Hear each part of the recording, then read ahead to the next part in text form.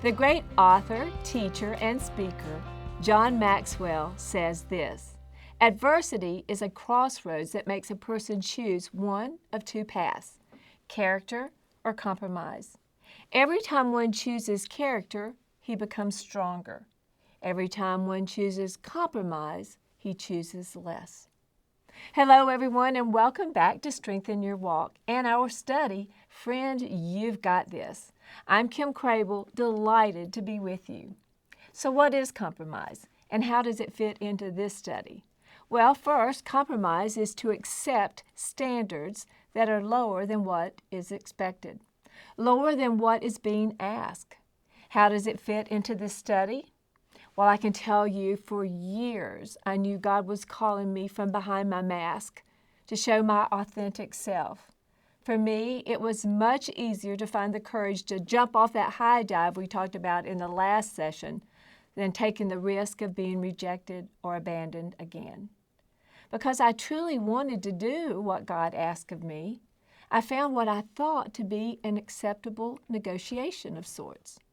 I'd help others find their authentic self.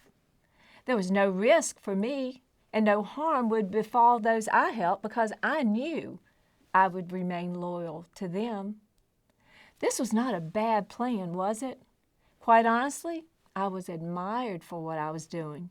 It was honorable, and it was truly helping others. And in my heart, though, I knew I was compromising. You see, in our quest to do what God is calling us to do, that which we stop to discern and diagnose, the first thing the enemy will use to try to stop us on our way to the delivery are the fiery darts of fear. We talked about that last time. If fear doesn't stop us, then the next strategy that will be employed will be the thought to compromise. Compromise is when we know what God is asking, and we don't want to be unwilling, but we are just not fully committed to His plan. And so we begin to form one of our own. And it might look like this. You feel God urging you to talk to a coworker about your faith. You think, oh, sure, I can do that. But then those fiery darts began. But you've never done that before. You are really taking a risk. And so rather than allowing those fiery darts to stop you, a better plan suddenly pops into your mind. Oh, I know. I won't go to her personally, but I'll send a text. Do you see what I'm talking about?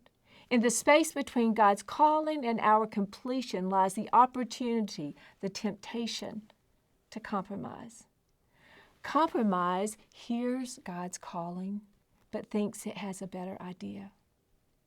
Compromise is always easier, not so invasive or threatening. It's safe. And do you know what else compromising is? Compromise is choosing our way over God's will. We literally fool ourselves into thinking that our way is better than God's way.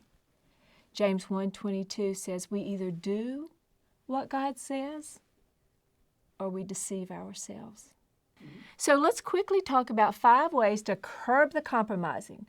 First, isolate the compromising thought. Think about what you are thinking about. 2, acknowledge compromise is not from God. This compromising thought is merely a temptation. 3, ask yourself, what is the way out of this temptation to compromise? 2 Corinthians 12:9 promises that God will always provide a way out. 4, commit to God's will over the way of the compromise. And 5, call for backup. You have help. 2 Corinthians 12:9, God's power will be there to strengthen you. When God asks something of us, we stand at the crossroads. Choosing not to compromise might be a bit intimidating, but what might be the cost if we do? For the coworker God asked you to go to personally, He knew she was ready maybe to accept Christ. All she needed was for someone to show her the way. For me, it took a while, but from behind my mask, I finally came. And whatever crossroads you stand today, even in fear and trepidation, you can say, I can do this because God's got me. Thank you for joining me today. I look forward to seeing you next time on Strengthen Your Walk.